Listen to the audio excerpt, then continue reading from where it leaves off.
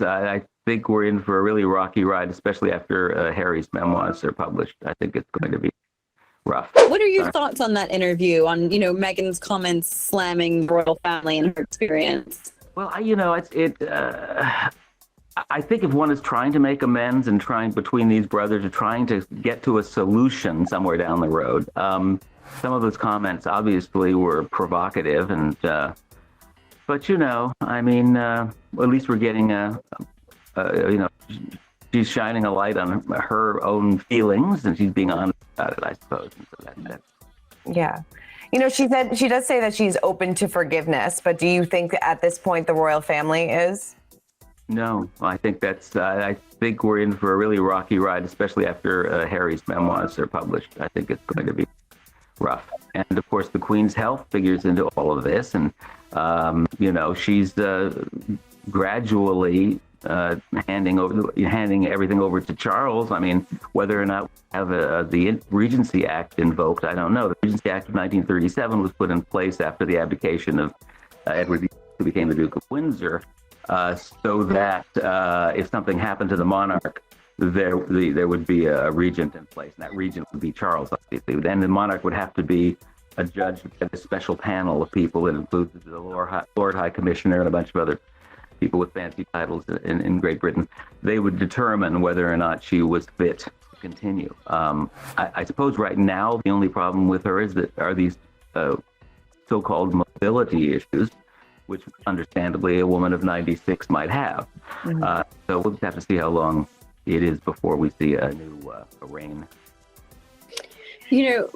From all the research you've done, what do you think Princess Diana would think about Harry's, recent life choices? And do you think she would have stopped him or encouraged him?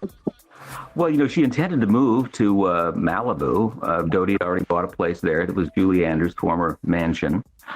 She was going to spend a big chunk of the year in California. She loved Americans and their attitude. And so she could certainly see, I think she's delighted with the choices of spouse for both of them. I mean, Kate is amazing and just made for this role. And she really put in her time, Waity Katie, 10 years. The fact that Harry would marry somebody so much out of the royal sphere, I think she'd love that.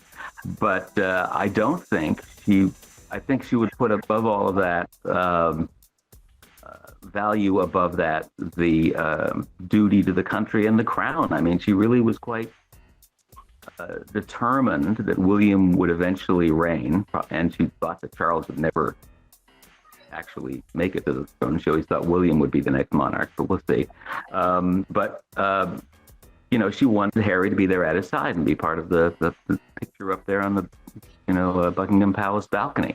So I think she'd really be devastated and heartbroken by all of this, and she'd certainly want any friction to be overcome between the two brothers. It does seem sort of ridiculous at this stage of the game for them not to have made amends, I think. Mm-hmm. The grudge holding is, they are symbolic of their nation, and I think that this is, once the Queen goes, they're going to have to redefine, the British are going to have to figure out what it is to be British, because she's always been the definition, of what it is to be English.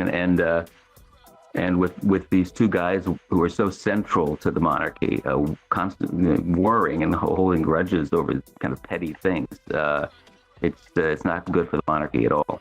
No. Do you think things will change between Harry and Charles and William once Charles takes over the monarchy? Because, in that interview, Meghan says that Harry lost his father. It didn't have to be like that. But do you foresee things changing at all?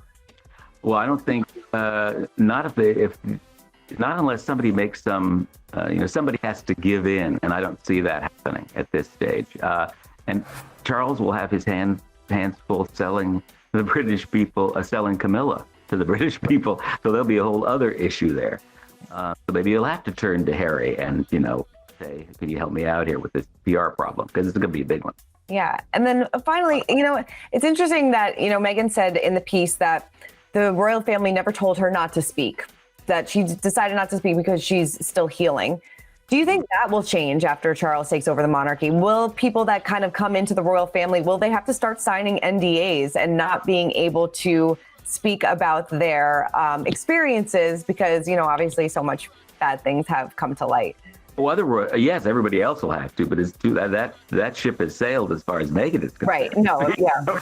Right. But I mean, you're absolutely right. I mean, I think that there is this desire for everybody to be, to get in line. And I mean, obviously, we'll just have to wait and see what in Harry's book, because and that's out, I think, in December. I've heard certainly by the end of this year. And just that could blow the lid off of everything. So we'll see.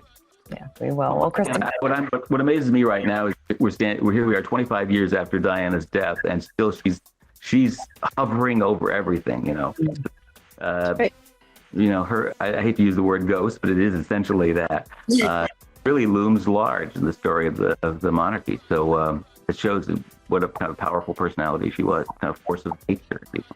Definitely. Well, Christopher, thank you so much. And everybody, make sure to pick up the ebook, Day Diana Died, 25th anniversary edition. So thank you. We really appreciate you taking the time, as always. It was great. It was fun. So fun. Thank you. For more news, content, and exclusive interviews, make sure to hit the sub, like, and bell button down below and visit usmagazine.com.